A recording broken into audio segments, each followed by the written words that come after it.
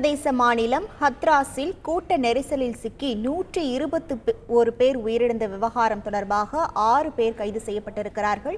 முழு விவரங்களோடு இணைகிறார் நமது செய்தியாளர் ராஜா. வணக்கம் ராஜா, கைதானவர்கள் குறித்தான முழு விவரங்கள் என்ன? வணக்கம். உத்தரப்பிரதேச மாநிலம் ஹத்ராஸில் கூட்ட நெரிசலில் சிக்கி 121 பேர் உயிரிழந்த விவகாரத்தில், அதாவது ஆன்மீக சொற்பொழிவு நிகழ்ச்சியில் இந்த விபத்து ஏற்பட்டதாகவும் இது தொடர்பாக போலீசார் வழக்கு பதிவு செய்து விசாரணை நடத்தி வருகிறார்கள்.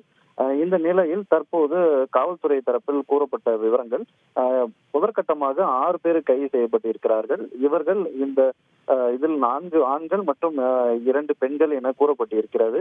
இவர்கள் இந்த குழுக்களின் ஏற்பாட்டாளர்கள் என தெரிவிக்கப்பட்டிருக்கிறது. சம்பவம் நடந்த சமயத்தில், இந்த கூட்ட நெரிசல் சம்பவம் நடந்த இடத்தில் 6 பணியாளர்களும் அந்த இடத்தை விட்டு ஓடிவிட்டார்கள் என்றும், இதில் முக்கிய குற்றவாளியான பிரகாஷ் மதுகரை பிடித்து தருவர்களுக்கு 1 லட்சம் சன்மானம் பரிசு அறிவிக்கப்பட்டிருக்கிறது. விரைவில் அவருக்கு எதிராக ஜாமீனில் வெளிவர முடியாத பிடிவாரண்ட் பிறப்பிக்கப்படும் என்றும், மேலும் இந்த சம்பவம் சதியால் நடந்ததா என்பது குறித்து விசாரணை நடைபெற்று வருவதாக போலீசார் தரப்பில் தெரிவிக்கப்பட்டிருக்கிறது.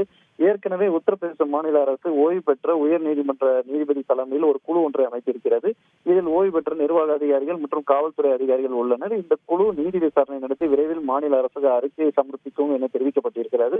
இது ஒரு புறம் இருக்க, ஹத்ராஸ் சம்பவம் தொடர்பாக உயர்மட்ட குழு விசாரிக்க கோரி உச்சநீதிமன்றத்தில் 2 பொதுநல மனுக்களும் தாக்கல் செய்யப்பட்டிருக்கிறது. உயர்மட்ட குழுவில் ஓய்வு பெற்ற உச்சநீதிமன்ற நீதிபதி தலைமையில் 5 பேர் இருக்க வேண்டும் என்றும், அனைத்து மாநிலமும் கூட்ட நெரிசல் சம்பவம் குறித்து நிலை அறிக்கையை சமர்ப்பிக்க வேண்டும் என அந்த மனுவில் குறிப்பிடப்பட்டிருக்கிறது. குறிப்பிடத்தக்க விஷயமாக பார்க்கப்படுகிறது. விவரங்களுக்கு நன்றி ராஜா.